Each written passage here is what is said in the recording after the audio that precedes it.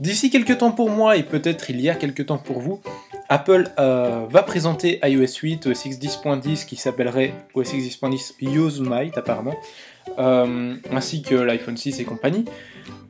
Et apparemment, elle a changé de police d'écriture pour ces différents trucs. Avec iOS 7, Apple utilisait la police d'écriture Helvetic Hanoi, et ça a changé avec iOS 8 et OS X 10.10 apparemment, puisque ce serait maintenant la police d'écriture Myriad 7 Ultralight.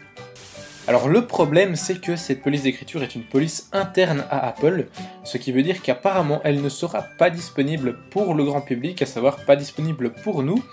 et que en plus si on arrive à la trouver sur internet, pour l'instant de toute façon elle est introuvable, mais si on arrive à la trouver,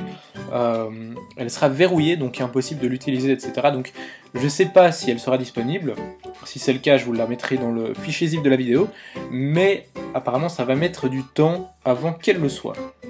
Avant d'aller plus loin, je vous propose de regarder vite fait cette petite bannière, c'est la bannière officielle de iOS 8, et j'ai rajouté quelques petits trucs pour vous montrer qu'on voit bien que, donc d'un côté il y a Helvetic Hanoi, et de l'autre côté c'est la nouvelle police d'écriture, et on voit bien que c'est pas la même.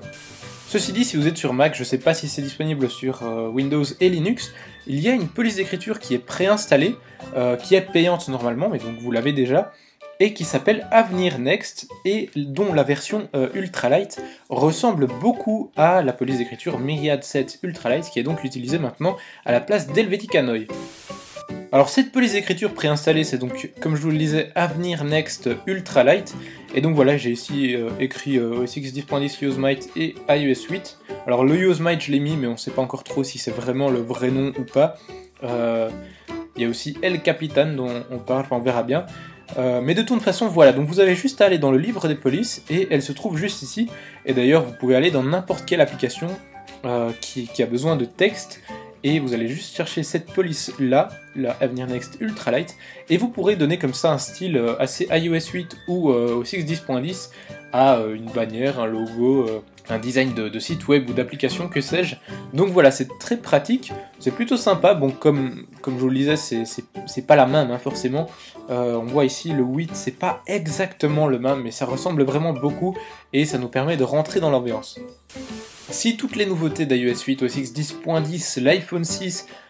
et que sais-je encore qui va être présenté lundi, n'hésitez pas à rester connecté, à me suivre sur Twitter, Facebook ou Google+,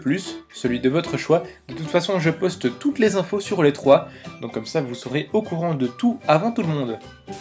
Je vous mets également un petit lien dans le fichier zip de la vidéo pour vous permettre d'aller voir en direct cette présentation de tous ces trucs-là. Alors vous avez soit deux sites pour aller voir ça, c'est deux sites de mes partenaires macintosh.fr et iPodTouchZapro.com qui vous permettent de suivre en direct l'événement, et vous avez également un lien sur le site d'Apple, donc officiel, avec la retransmission vidéo en direct. Je vous mets également ce fond d'écran assez sympa dans le fichier zip de la vidéo, comme ça vous avez la totale. Je pense que j'ai tout dit cette fois, et donc je vous fais un très gros bisou à tous et je vous dis à très bientôt.